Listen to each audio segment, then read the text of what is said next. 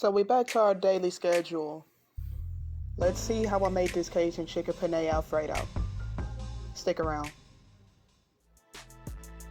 So this is Cecilia's way of cooking, and I'm about to let y'all see how I made this and how it turned out. The ingredients that you see that are being displayed across the screen is what's gonna make this chicken Alfredo the way that it is.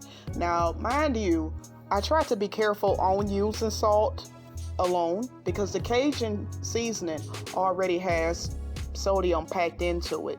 Now here I am adding seasoning to both sides of the chicken, and I let it sat for about 2 hours so it can marinate for a while before it goes into the skillet. Now I made a little too much seasoning, but good thing I did because I only used half on the chicken, and I'm about to use half on this sauce that's gonna come later on in the video. This is butter and olive oil, and I'm proceeding to add my seasoned chicken into the butter and olive oil, and it's gonna cook on both sides. Now the part that y'all missed out on was me boiling the boiling the penne, but everybody knows how to boil pasta. That shouldn't be a problem.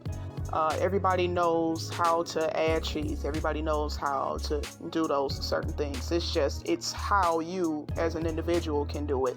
Let me stop blabbling off. This is onion and garlic, and there it is, the other half of the seasoning that I was just talking about.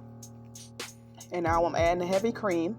And the thing that I do like about this recipe that I did was the onion.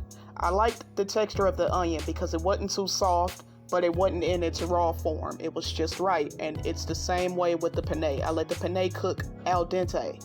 I didn't let it cook, all the way, because I took into consideration that once the penne goes into the sauce, it's going to continue cooking, and then cast iron also holds heat.